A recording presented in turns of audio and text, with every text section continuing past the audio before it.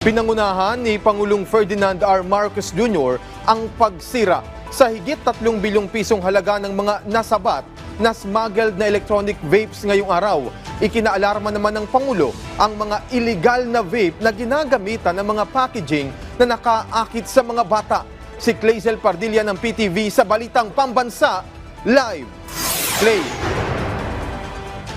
Alan, pinagulungan ng pison at pinagdudurog ng Bureau of Customs ang milyong-milyong pirasong illegal na vape at mga accessories nito.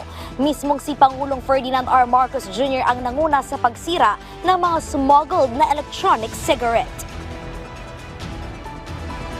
Winasa kaninang umaga ang halos 3 milyong pirasong smuggled vape, walang lisensya, health warning at nakakaakit sa mga bata ang packaging nito, bagay na ikiinalarma ni Pangulong Marcos.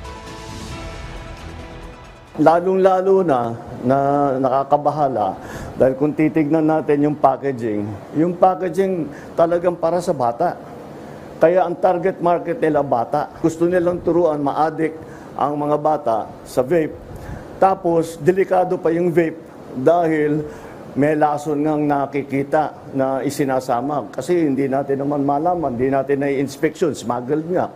Hindi natin ma-inspection, hindi natin alam kung saan galing. We do not know about the manufacturing process that they go through before they come here. So hindi natin malaman kung ito ba'y safe o hindi. Alinsunod sa Vaporized Nicotine and Non-Nicotine Products Regulation Law, ang pagbibenta ng vape sa merkado dapat may sertifikasyon, tax stamp o pruwebang nagbayad ng buwis. Babala na mapanganib ito sa kalusugan at higit sa lahat walang flavor descriptor na naghihikayat sa mga kabataan na tangkilikin.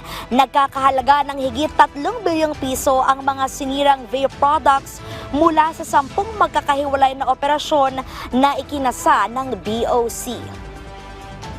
Sisiguraduhin namin malulugi din kayo na nag-i-import nito na hindi nagbabayad ng buwis at illegal ang pagpasok pa ng mga produktong ito. The long arm of the law will catch up on you. It's a violation of RA 11900, yung sa nicotine natin, and on the part of the Bureau, yung violation natin at smuggling natin under the CMTA. Makukulong po sila because it's a criminal case po. Alan, pinuri ni Pangulong Marcos ang matagumpay na operasyon ng BOC.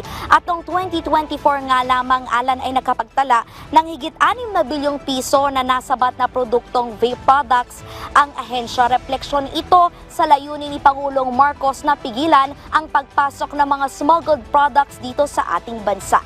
Yan muna ang pinakahuling balita. Balik sa'yo, Alan. Maraming salamat, Clazel Pardilla ng PTV.